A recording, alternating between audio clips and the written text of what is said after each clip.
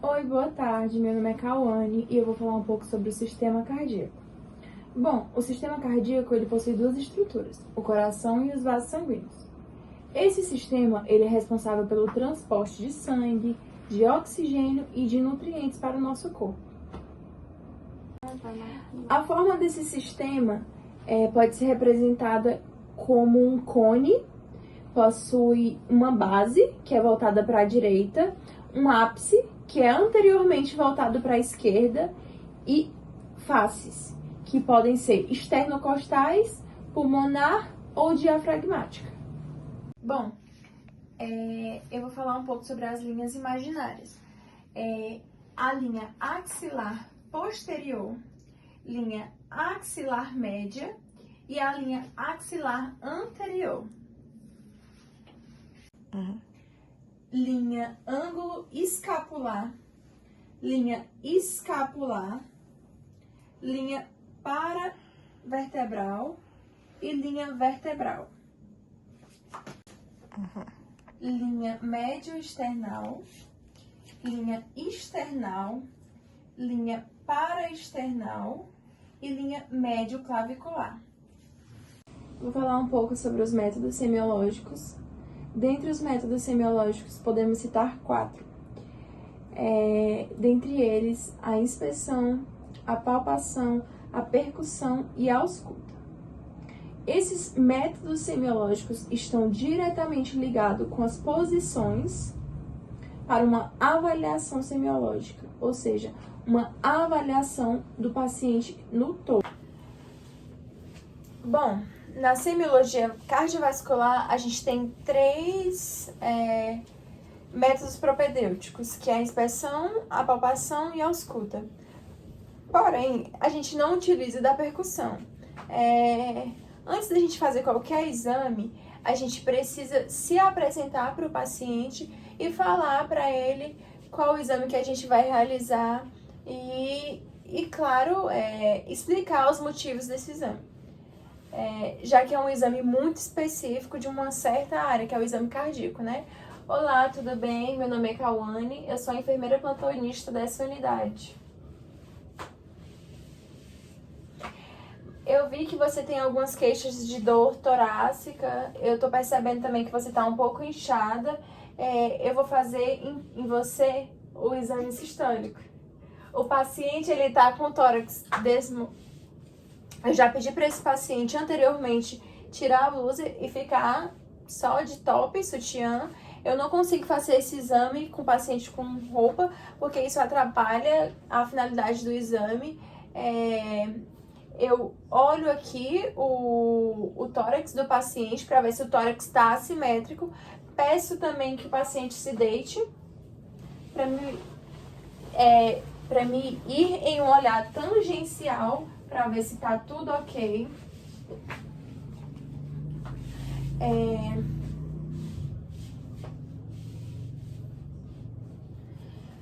Pensando em inspeção, a gente observa para ver se a gente consegue ver se o paciente tem alguma turgência de jugular sem uma movimentação. Bom, pensando numa inspeção, eu observo para ver se eu consigo ver se o paciente tem uma turgência jugular sem a movimentação. Lateralizo para cá. Quando eu lateralizo, eu consigo ver a veia jugular de um paciente rígido, um paciente bom. Quando o paciente não está bem, eu quase não vejo. Então, se você vê a veia jugular de um paciente nessa posição, provavelmente ela está bem dilatada, ok? Eu vou olhar também os membros inferiores do paciente para ver se eu encontro algum edema, faço teste para ver a tensão dos endemas dos membros inferiores. Tudo isso faz parte da inspeção. É interessante também a gente entender as linhas. Eu tenho aqui a linha external, que é a médio-external. Aí eu tenho a linha paraesternal. Eu tenho a linha hemiclavicular. E eu tenho a linha hemiclavicular, ela é direita e esquerda. Eu também tenho a linha axilar anterior, que é do lado direito ou do lado esquerdo. Eu tenho a linha axilar média e eu também tenho, nessa região, a linha axilar posterior. Eu também tenho linhas posteriores. Não é o objetivo do vídeo, mas tudo bem. Eu vou mudar a angulação da câmera para que seja mais fácil de identificar o tórax. Bom, eu vou fazer a palpação, vou fazer a palpação de parede para ver se há algum abaulamento. Eu vou fazer agora, vou continuar na minha palpação, mas antes eu vou mostrar para vocês que para eu contar os espaços intercostais, eu começo aqui na clavícula. Aí, espaço morto e acho a primeira costela. Primeira costela, primeiro espaço. Segunda costela, segundo espaço. Então, eu vou procurar, eu vou fazer a contagem das os 5 espaços intercostais, pegando as linhas também que já falei, que acabei de citar. A linha external média, a linha paraesternal esquerda, linha hemiclavicular. A linha hemiclavicular está entre os espaços intercostais. Peço para o paciente se lateralizar. Peço para o paciente lateralizar, aí eu vou perceber o ictus cordis do paciente. Agora eu vou fazer a ausculta dos focos.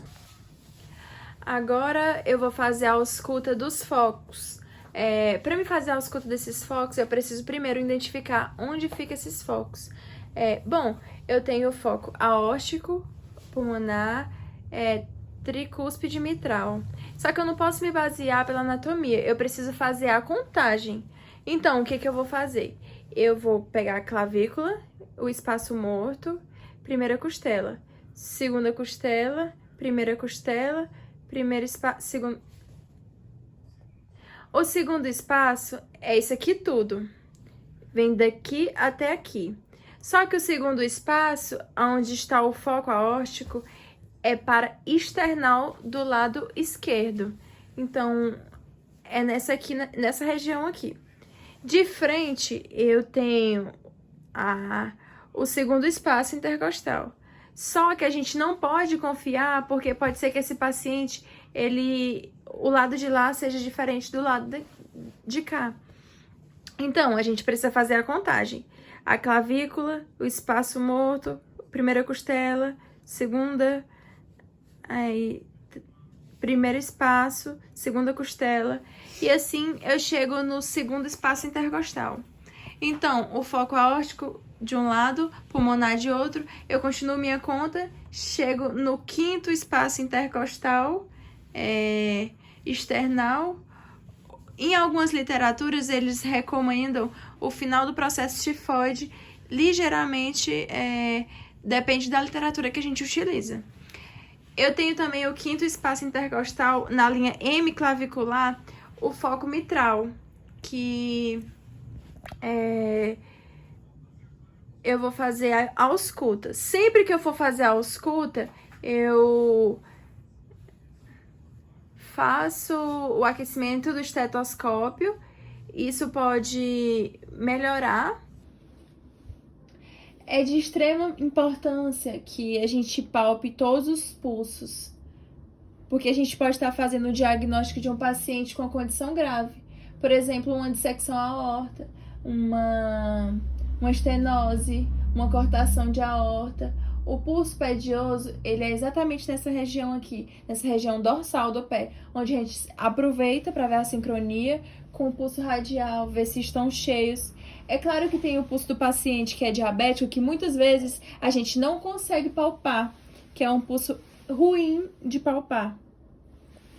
Mas aí a gente fica procurando em outros locais. No tibial, no fibular, que a gente também consegue palpar. Nós vamos dar início ao nosso exame cardiovascular. Como toda boa semiotécnica, não diferente de nenhum dos outros exames, mas o enfermeiro ele precisa estar num ambiente bem iluminado e o paciente confortável. O primeiro passo do exame semiológico é você olhar para o paciente, ver fazer a inspeção do paciente, ver como ele está visivelmente, procurar sinais de instabilidade, se tem algum sinal de instabilidade hemodinâmica. Quais são esses sinais? Pacientes que têm baixa perfusão, ele tem sensório rebaixado, ele pode estar sudoreico, ele pode estar com pele fria, Isso são sinais de baixa perfusão. A inspeção, a gente vê logo se o paciente se ele tem sudorese, se ele tem cianose, a gente olha para a região, vê logo a região cervical dele, se há uma presença de turgência jugular, e verifica também a perfusão do paciente. Como é que eu posso verificar a perfusão do paciente? Primeiro, eu palpo o pulso radial. Aqui eu já vejo se é um pulso amplo, se é um pulso cheio, se é um pulso fino, débil, ou se é um pulso com frequência elevada. Depois, eu toco no paciente, eu percebo se ele tá quente, se não sendo na presença de febre, né, que já é um sinal de boa perfusão, ou se ele tem se ele tá frio, que é um sinal de baixa perfusão. Ainda na perfusão, eu vou pressionar uma das polpas digitais do paciente, e vou verificar com que tempo é cheio as polpas digitais. Abaixo de 3 segundos para baixo é enchimento normal. Acima de 3 segundos, enchimento capilar lentificado.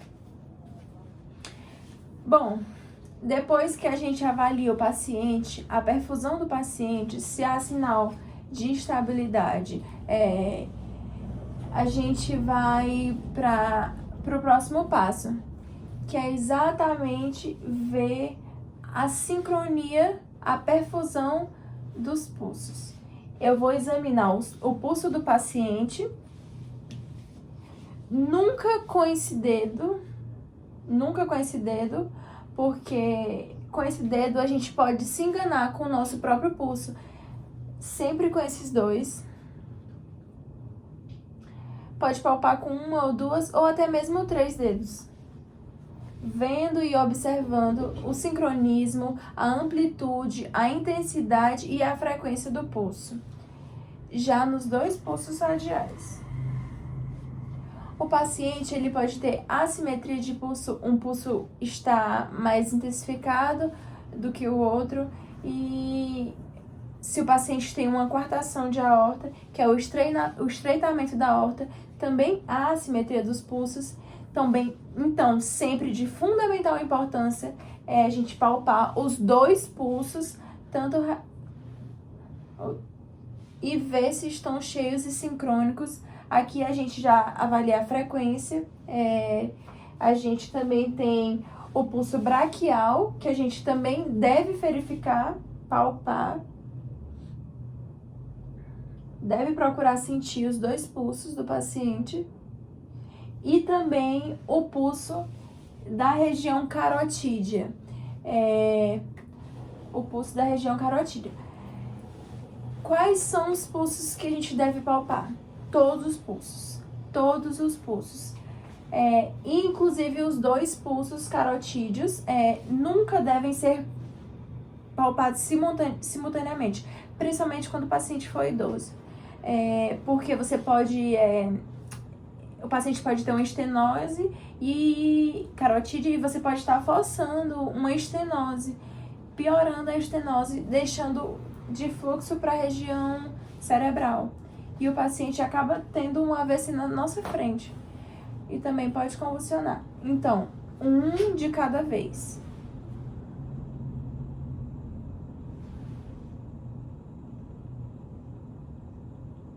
Inclusive, o pulso carotídeo e o pulso femoral, quando o paciente estiver deitado, eles são os dois pulsos centrais que vão lidar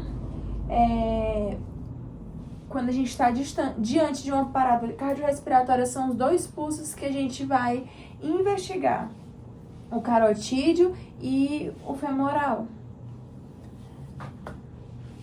São os dois pulsos centrais investigados numa parada cardiorrespiratória. Os pulsos que se devem comparar e investigar numa parada cardiorrespiratória são os pulsos carotídeos do lado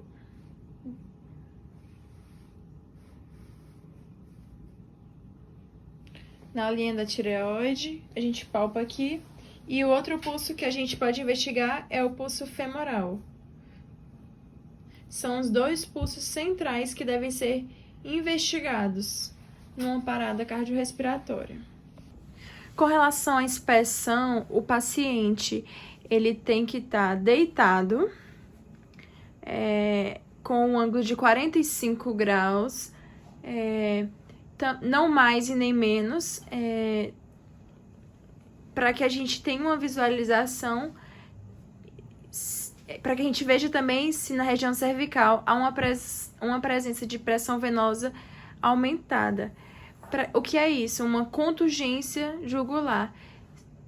Se não há uma evidência de turgência jugular com o paciente nessa posição, a gente pode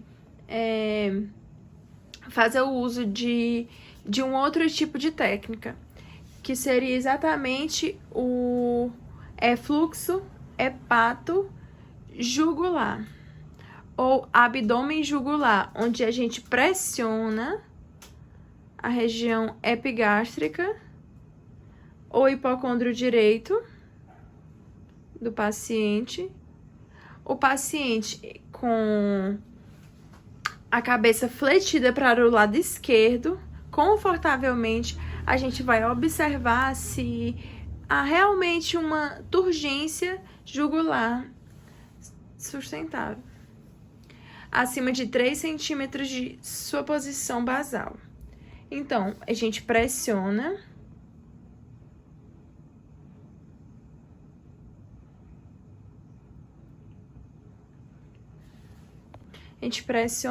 Muitas vezes a gente não aconselha pressionar a região do hipocôndrio direito, porque o paciente ele pode ter uma insuficiência cardíaca e pode ter um fígado doloroso. Mas como para o paciente de você palpar a região epigástrica, que você também obteria esse refluxo, caso o paciente tenha sinais de pressão venosa aumentado. Então, refluxo hepato-jugular ou epigastro, abdômen jugular. Bom, dando continuidade à inspeção, a gente vai para a região torácica. Na região torácica, a gente vai observar se há uma presença de deformidades, se é um tórax deformado, se a gente vê sinais de dança das artérias ou insuficiência aórtica grave. A gente também pode, a partir disso, a gente pode ter um olhar para o ictus. Onde que o ictus fica localizado? O ictus fica localizado entre o quarto e o quinto espaço intercostal, na linha M clavicular, em torno de 10 centímetros por aí do externo. A gente vai observar se tem um líquido propulsivo, vai observar a localização, vai observar se há uma intensificação, se há um deslocamento para a esquerda,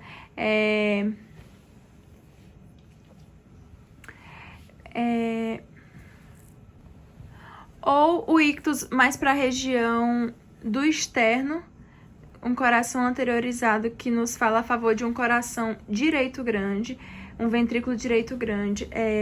Quando o paciente ele tem um coração, um ventrículo esquerdo aumentado, evidentemente o lado esquerdo do paciente, do coração, ele tá mais lateralizado. Ou seja, a gente palpa o ictus mais lateralizado. Quando o paciente ele tem um coração aumentado pelo ventrículo direito, o coração ele fica mais anteriorizado, próximo ao externo. Então, a gente palpa o ictus, localiza o ictus, localização entre o quarto e o quinto espaço intercostal. Se tiver mais lateralizado e no sexto espaço, já fala a favor de um coração aumentado, um ventrículo esquerdo aumentado. Duas polpas digitais, mais do que isso, há uma amplitude também aumentada, e ver também com que intensidade essa região do ventrículo esquerdo ela bate com o tórax. Se é uma região de forma demorada, se é uma forma rápida, porque tudo isso também nos projeta a um diagnóstico. Por exemplo, no estenose aórtica é um ictus demorado. Como o coração ele ejeta o sangue de forma mais lentificada pelo gradiente aumentado, então a gente percebe um ictus mais demorado. Fala a favor de uma estenose aórtica e assim vai. E assim, a partir disso, a gente vai fazendo diagnóstico a partir da palpação. Um outro passo da palpação é a gente palpar. Depois do ictus, a gente palpa os grandes pontos de auscultas cardíacas, que são foco aórtico no segundo espaço intercostal, foco pulmonar no segundo espaço intercostal do lado esquerdo do externo, foco mitral na região do ictus e foco tricúspide, mais ou menos próximo à ponta do externo. O que eu estou procurando aqui? Na literatura, a gente costuma graduar os sopros cardíacos, que vai de 1 cruz a 6 cruzes. Quando o sopro ele tem uma intensidade em que a gente gradua para mais de 3 cruzes, quer dizer, em 4 cruzes em 6, com 5 cruzes em 6 cruzes em 6, a gente consegue palpar este sopro, dependendo de qual foco a gente está estudando. E quando a gente palpa esse sopro, a gente chama isso de frêmito.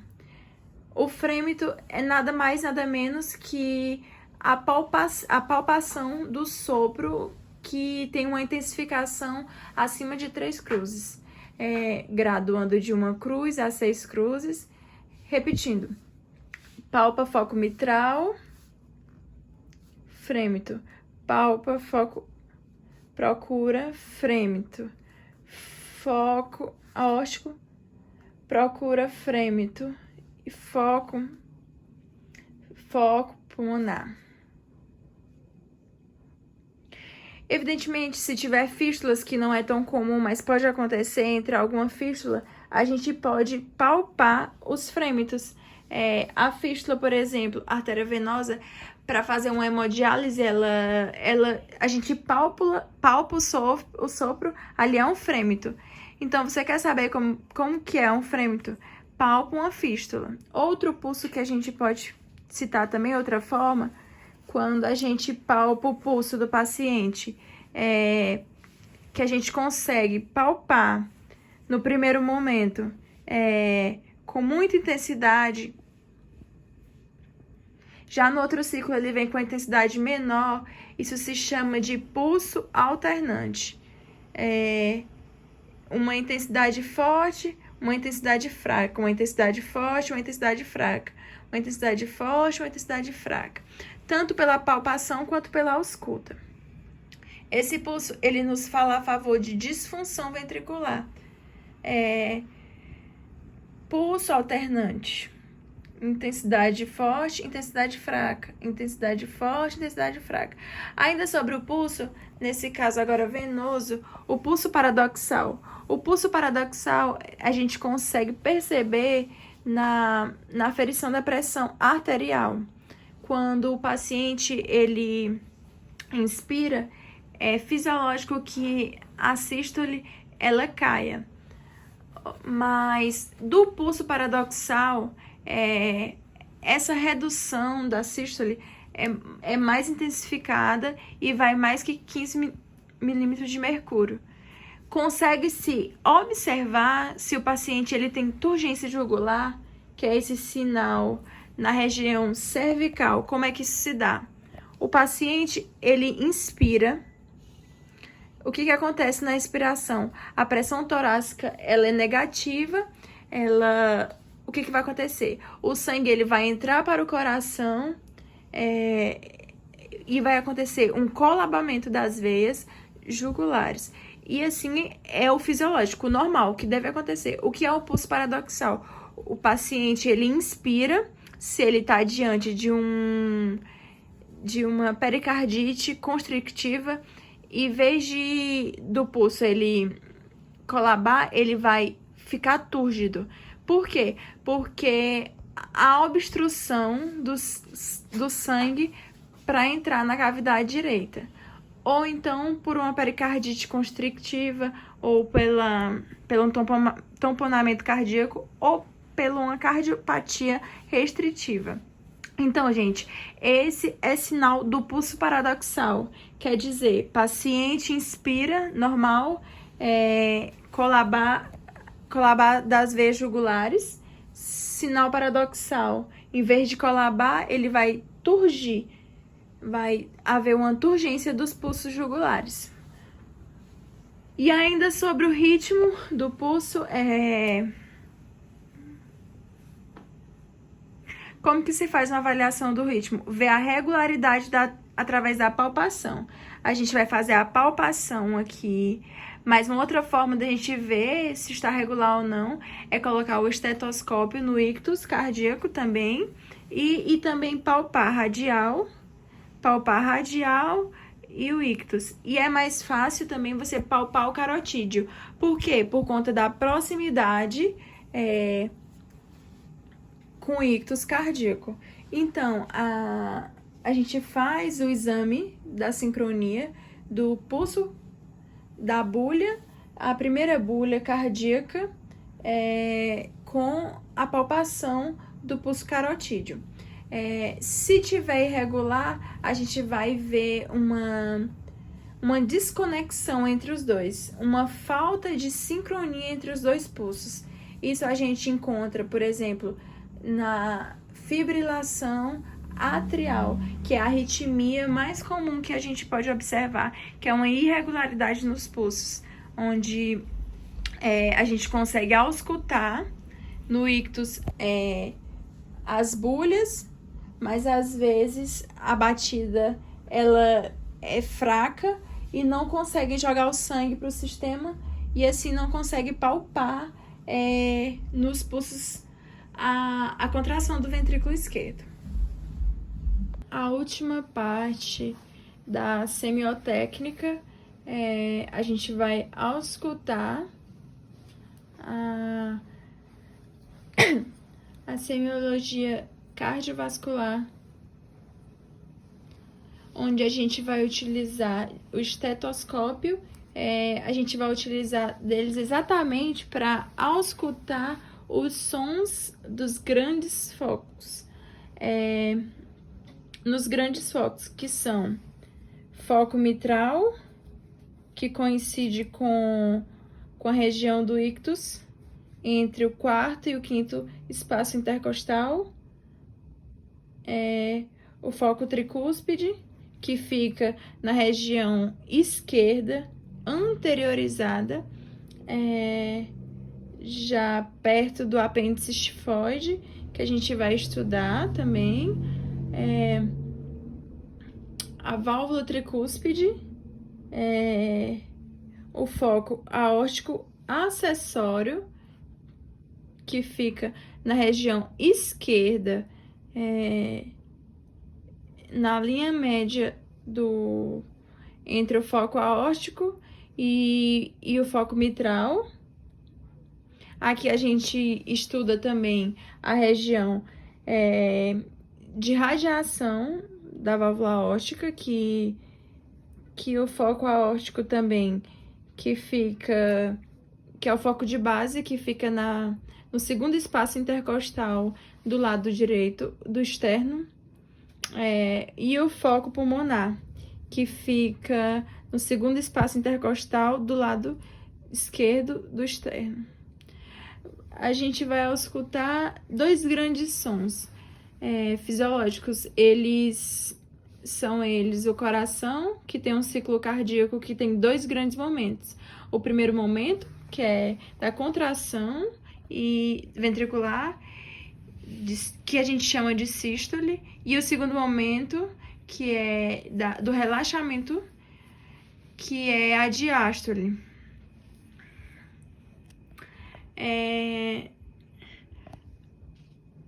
A sístole, ela coincide com a primeira bulha, que é o primeiro som, que é a vibração que coincide com o fechamento das válvulas atrioventriculares. A válvula mitral, que é o primeiro componente, e a válvula tricúspide, que é o segundo componente. Então, a sístole, ela coincide com o fechamento das duas válvulas atrioventriculares. E o primeiro componente é a mitral, segundo componente, a tricúspide. E a diástole, ela coincide com o fechamento das duas válvulas semilunares,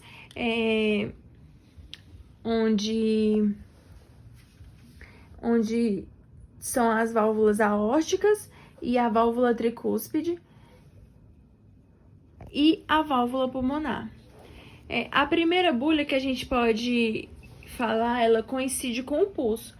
A gente tem dificuldade de ver qual o momento sistólico, qual o momento diastólico. É necessário utilizar o estetoscópio. Tum, tá, tum, tá, tum, tá, tum, tá. Aquele som que a gente já escutou, que está coincidindo com o pulso que a gente está palpando, o momento, esse é o som da sístole, da primeira bulha. Então, tum, tá. Ausculta a primeira bulha, palpo carótida. Então, isso aqui é a primeira bulha, que é a sístole. O que a gente vai investigar? A gente vai primeiro auscultar as duas bulhas, que é o fisiológico. A gente ausculta.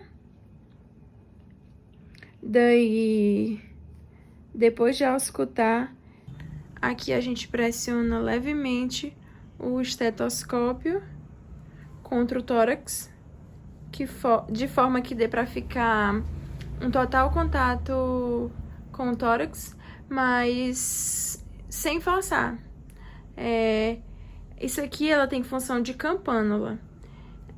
A gente forçando ela, pressionando com mais força, é o diafragma. O diafragma, a gente ausculta as bulhas, que é a primeira bulha e segunda bulha. E os sopros.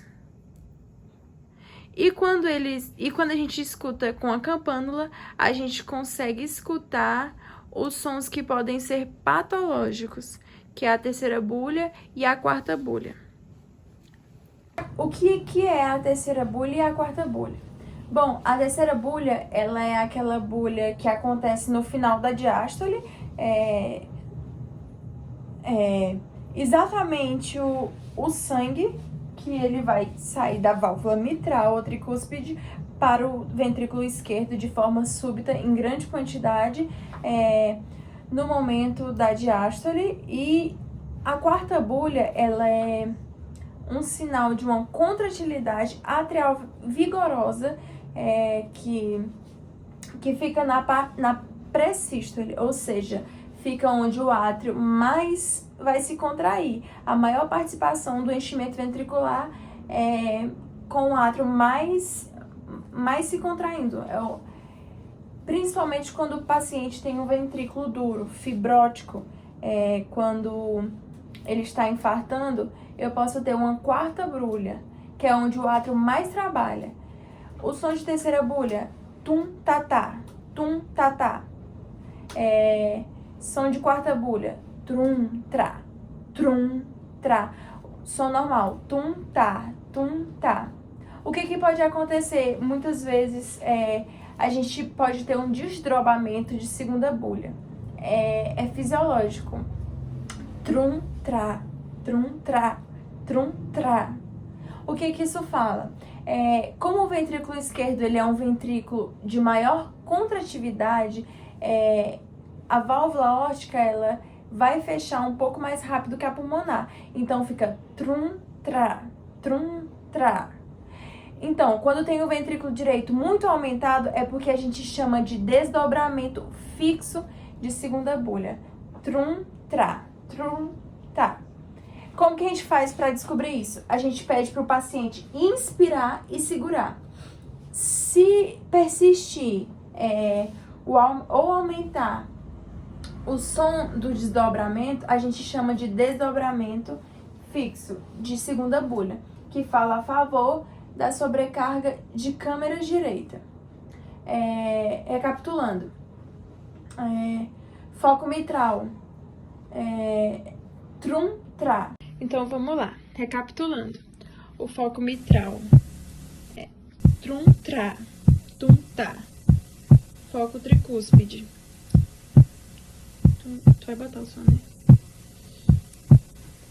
Foco aórtico acessório. Foco aórtico. Foco pulmonar.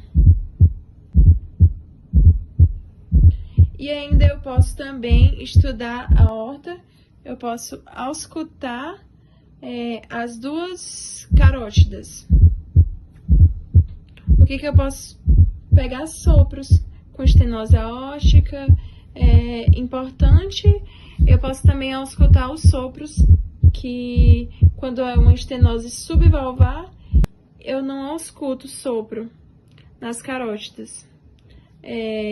Quando a gente tem uma patologia de válvula mitral, quando a gente tem uma patologia da válvula mitral, quando ela está insuficiente, então o sangue que deveria ser jogado do átrio esquerdo para o ventrículo esquerdo, ele retorna a parte dele, é o que a gente chama de regurgitação, ou refluxo, ou também pode ser chamado de insuficiência. Então, se a sístole ela é na primeira bulha, o sopro que a gente vai auscultar dessa insuficiência, ela vai ficar, um sopro sistólico, onde vai ficar na segunda bulha.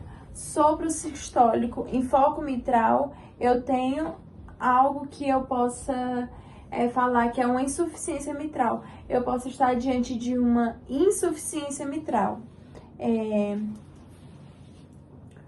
Quando eu tenho uma insuficiência tricúspide, quer dizer, o sangue que vai para o ventrículo direito, ele acaba voltando, regurgitando, eu posso estar diante de uma insuficiência tricúspide. Então, primeira bulha, vai fazer o fechamento da tricúspide, então eu vou auscultar esses sopros no momento sistólico. Sopro sistólico. Sopro sistólico. Em foco tricúspide, eu posso estar diante de uma insuficiência tricúspide. Sopro sistólico mitral. Fala a favor de uma insuficiência mitral. Sopro sistólico em foco tricúspide. Insuficiência tricúspide. Já nos focos da base, no foco aórtico e no foco pulmonar, qual o momento que fecha a aorta? Não é exatamente na diástole? Pois é. O sangue que o ventrículo esquerdo jorra para a aorta é exatamente na sístole.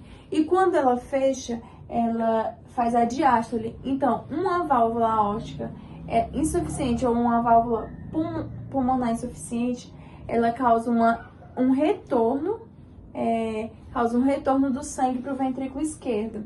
Isso vai acontecer no momento em que elas estão fechando na segunda bulha, que coincidentemente, depois da segunda bulha, é a diástole. Então, um sopro diastólico no foco aórtico, ele pode estar diante de uma insuficiência aórtica. Um sopro diastólico, a gente pode estar em foco pulmonar, eu posso estar diante de uma insuficiência pulmonar. Então, eu não posso esquecer, o sopro sistólico com foco mitral, insuficiência mitral. Sopro sistólico com foco tricúspide, insuficiência tricúspide. Agora, o contrário, se eu tiver um sopro diastólico, que é a hora que fecha a válvula aórtica, em foco aórtico, eu vou ter uma insuficiência aórtica. Se eu tiver um sopro diastólico em foco pulmonar, eu vou ter uma insuficiência pulmonar. Outra patologia que a gente também pode falar que seria as válvulas estenosadas, calcificadas. Elas, por exemplo, muito comum no nosso Brasil a estenose mitral, por conta da cardiopatia reumática, da febre reumática. Então, veja só, a estenose mitral, o sopro ele é diastólico. Então, quando o sopro da estenose mitral é um sopro diastólico, parece com um ruflar de um tambor, é o que a gente chama de ruflar diastólico, que é o foco mitral, que é a favor da estenose mitral. A estenose tricúspide, ela é um sopro diastólico, que quer dizer no segundo momento do ciclo cardíaco, que é um foco tricúspide. Já nos grandes focos da base, uma estenose aórtica, ela quer dizer um ventrículo esquerdo em cima que é responsável por jogar sangue em cima da aorta, da aorta para a aorta, quer dizer, ela está estenosada, ela está calcificada, ela é uma aorta bicúspide. Você encontra qual é o momento que o ventrículo esquerdo joga sangue para a aorta? No momento da sístole. Tá difícil de passar? Tá. Então, gera um sopro, uma vibração. Então, o sopro sistólico com foco da base na região aórtica é uma estenose aórtica. Um sopro sistólico no foco pulmonar é estenose pulmonar. O examinador, ele pode fazer várias manobras para poder identificar e diferenciar um sopro. Por exemplo, uma manobra de primeiro caválico, quando o paciente ele inspira, o que acontece? O sangue, a pressão torácica ele fica negativa e o sangue entra para a cavidade direita, vai para o átrio direito, vai para o ventrículo direito. Agora,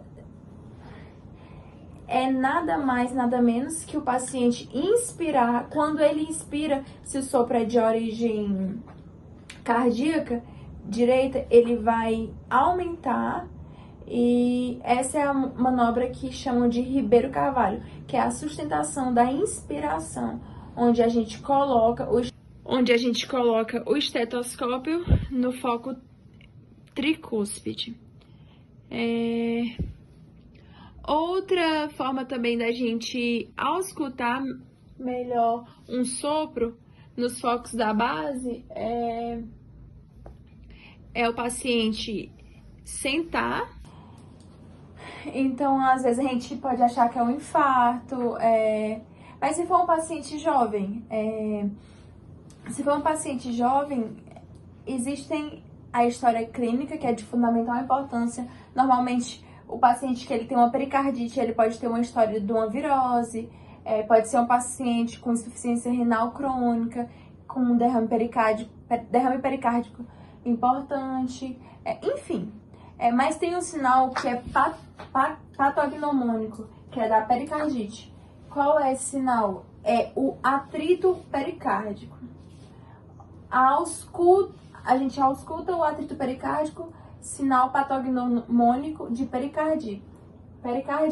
Como é esse atrito pericárdico? O atrito pericárdico, ele é um ruído que ele não tem relação nem com a sístole e nem com a diástole. A gente consegue auscultar ele, a gente coloca o estetoscópio, se a gente auscultar bem a sístole, a primeira bulha, aí a gente já escuta a segunda bulha. O atrito, diferentemente do sopro, ele não guarda nenhuma relação com esses dois momentos, nem com a sístole, nem com a diástole. Ele tá tanto num quanto no outro. É um ruído desordenado, é um ruído arrastado de esteira, um barulho como se estivesse rasgando um couro. Então, a gente ausculta, não tem relação nem com a sístole, nem com a diástole. É um atrito desordenado, é um barulho desordenado. A gente consegue auscultar mais aqui no foco aórtico acessório. Onde é que a gente consegue auscultar muito bem isso? No pós-operatório de cirurgia cardíaca. No pós-operatório de cirurgia cardíaca, onde o pericárdio é aberto, depois o paciente ele vai para a sala do pós-operatório e tá com pericardite.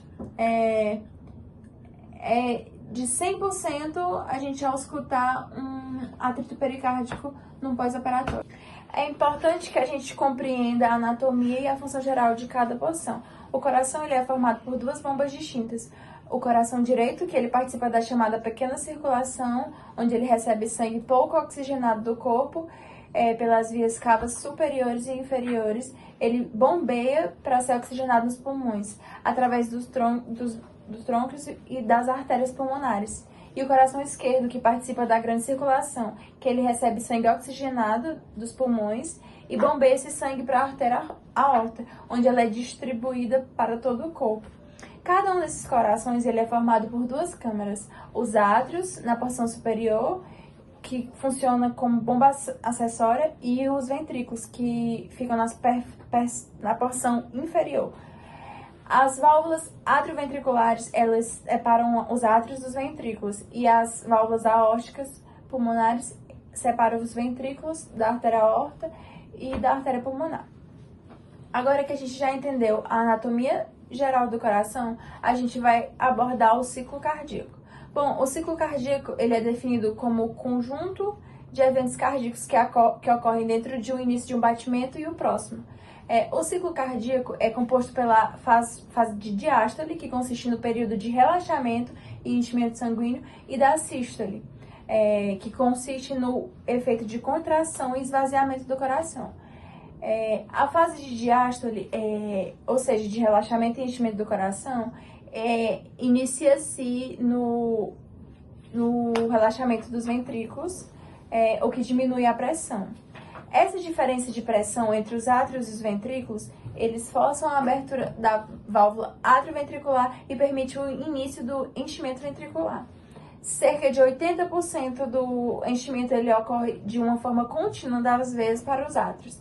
E os átrios eles funcionam como bomba de escape, tendo papel secundário no bombeamento sanguíneo. Sendo assim, a contração atrial ela representa 20% adicional do sangue para melhorar a eficácia do bombeamento sanguíneo e É importante que a gente note que a propagação do potencial de ação a partir do nó sinusal, que é a porção que funciona como marca-passo cardíaco, ele sofre um retardo na passagem do ar para o ventrículo, permitindo que os átrios sejam contraídos antes dos ventrículos, bombeando assim os 20% adicionais de sangue.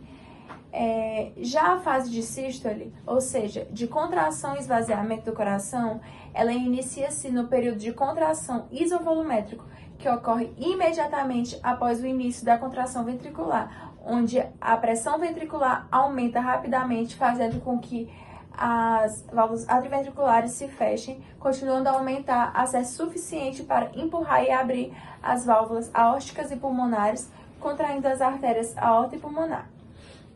Durante esse período, entre o fechamento das válvulas atrioventriculares e a abertura das válvulas aórtica pulmonar, os ventrículos eles estão se contraindo, mas não ocorre o esvaziamento.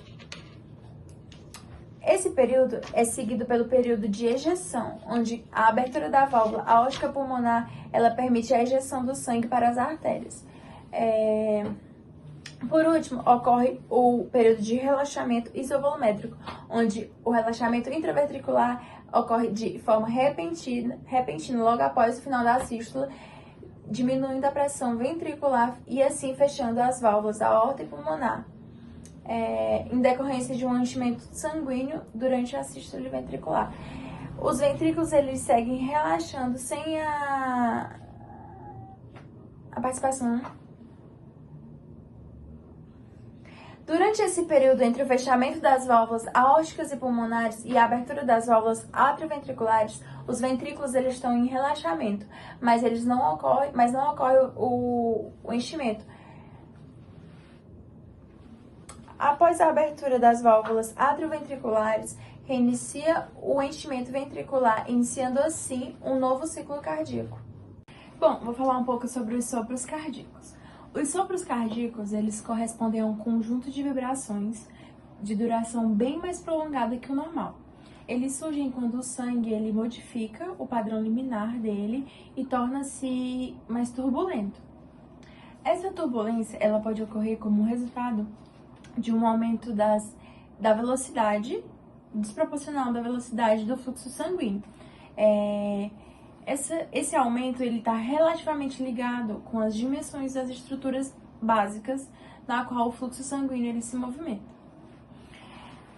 Essas condições elas costumam provocar sopros, que é o aumento da velocidade da corrente sanguínea, a diminuição da viscosidade do sangue, os defeitos estruturais que o sangue pode ter nas válvulas cardíacas, os defeitos estruturais nas câmeras cardíacas e entre outros.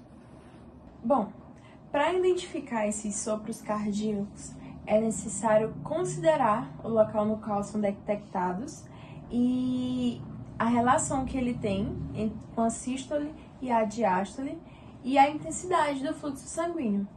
Bom, primeiro que podemos citar é os sopros sistólicos. Os sopros sistólicos, eles acontecem na sístole ventricular. A sístole ventricular acontece após AB1, que são vibrações percebidas durante a ausculta, ou seja, ela ressoa da seguinte maneira: tum-tá, tum-tá, tum-tá. E normalmente elas decorrem de uma estenose das válvulas semilunares aórtica. Outro que podemos citar é os sopros diastólicos. Os sopros diastólicos eles aparecem durante a diástole ventricular. Esses sopros diastólicos são aqueles que acontecem após a B2, ou seja, são vibrações que são percebidas durante a ausculta, ressoando da seguinte maneira: tum-tas, tum-tas, tum-tas. Diferente do sopro sistólico, onde o som é tum-tá, tum-tá. O diastólico é tum-tas, tum-tas. Eles decorrem normalmente de uma estenose das válvulas atrioventriculares mitral e tricúspide, e além dos pontos de ausculta, a gente também tem que considerar que os pontos de propagação, ou seja, que muito contribuem ao local de origem que o sopro está tendo. Bom, como eu citei no sopro diastólico, ocorre a irradiação. A irradiação ela ocorre após o estabelecimento da localização do sopro. E assim, o estetoscópio ele desloca essa irradiação em várias regiões, para assim conseguir identificar onde está tendo essa irradiação. Essa propagação ela ocorre principalmente do tórax para o pescoço, e ela é determinada pela intensidade que o sopro tem. Ou seja, quanto mais intenso o sopro for, maior é a área que será audível, e assim ir em direção da corrente sanguínea. Outra característica dos sopros que eu também vou citar é o rumor nervoso. Bom, o rumor nervoso ele é originado devido a um turbilhonamento do sangue. No ponto em que a jugular interna ela se encontra com o tronco braquiocefálico e com esse encontro ele não indica alteração nenhuma nos vasos ou do coração. É um ruído que acontece continuamente, fica localizado na parte do pescoço, na porção superior do tórax, onde dá uma tonalidade de grave, sendo mais saudável uma posição sentada. Quando a gente vai fazer a avaliação, é mais saudável que seja sentado e num local acima da clavícula direita. Bom, dentro do exame físico, a avaliação de pulso, principalmente a avaliação do pulso radial, ela existe um exame chamado manobra de Ellen. Esse exame ele consiste no impedimento do fluxo sanguíneo para que a gente consiga identificar se o paciente está com alguma patologia. Esse exame ele vai consistir em prender o fluxo sanguíneo tanto da artéria ulnar quanto da artéria radial. A gente pede, né, que o paciente feche a mão e daí a gente pressiona. Quando a gente percebe que o sangue ficou impedido de circular e que o paciente ficou levemente sem coloração, a gente solta o sangue e retorna ao normal. Aí, a partir daí, a gente consegue identificar se o paciente tem alguma patologia ou não.